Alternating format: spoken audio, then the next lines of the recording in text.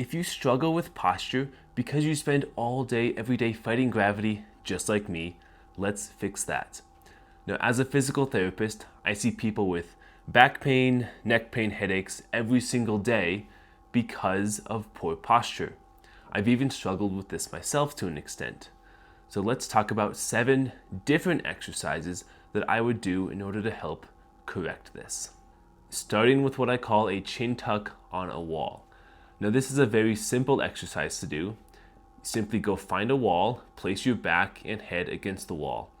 What you'll do is you'll activate the muscles in the front of the neck to pull the back of the neck towards the wall, almost like you're trying to do a double chin.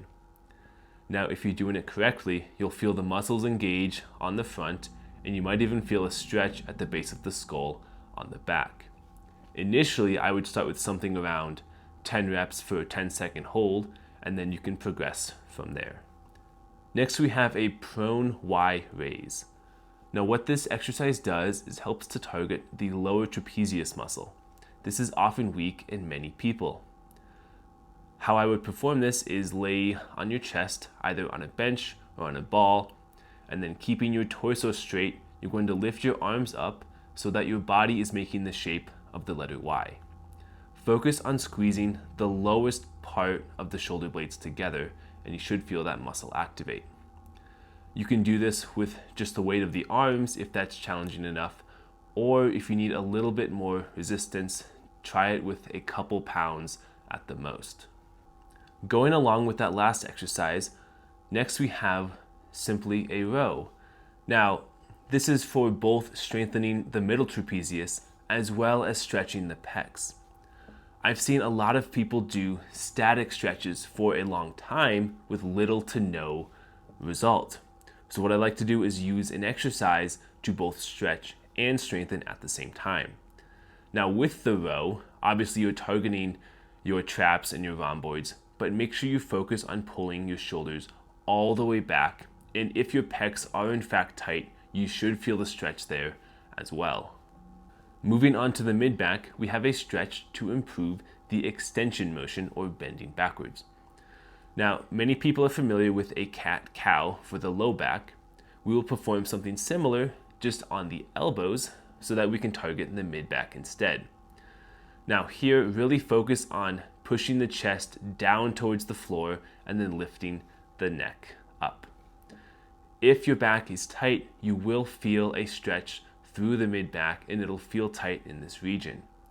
If you don't feel a stretch, you might need to play around with where the elbows are, and you might need to bring them farther back towards the knees to help target the mid-back better. Now that we've stretched the mid-back, let's talk about how to strengthen the same muscles that go into that motion. Again, using a ball, place your chest on the ball and then curl forward so that your spine is bent forward. This is the start position. Now, using the muscles along the spine, pull yourself up and then hold for a few seconds.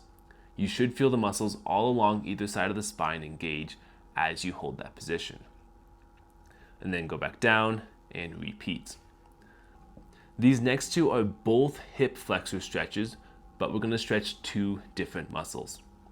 Because many people spend most of the day sitting, over time, their hip flexor will get tight, and this pulls on the low back, changing the curvature and then changing the curvature of the mid-back and neck as a result. Now, to stretch what's called your iliopsoas muscle, you will get into a wide lunge position and then try and squeeze the glute of the leg that's back, the side that you're stretching. Once you've done that, lean away from that side. You should feel a stretch in the front of that hip. To stretch the other hip flexor muscle, which is called your rectus femoris, I like to get into a bridge position and then pull my feet as far back as possible. From here, I'm going to lift my hips up. This way I will feel a stretch, again, in front of the hip and down the thigh on both sides. Make sure to squeeze your glutes, as this will help to inhibit the hip flexor as you stretch it. So I hope that was helpful. Obviously, there are many other exercises you can do. These are 7 that I like to do specifically for posture.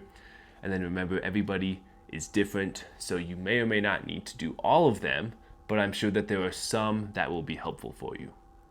If you like this video, go ahead and hit the like button. Otherwise, if you have any questions, you can leave it in the comments.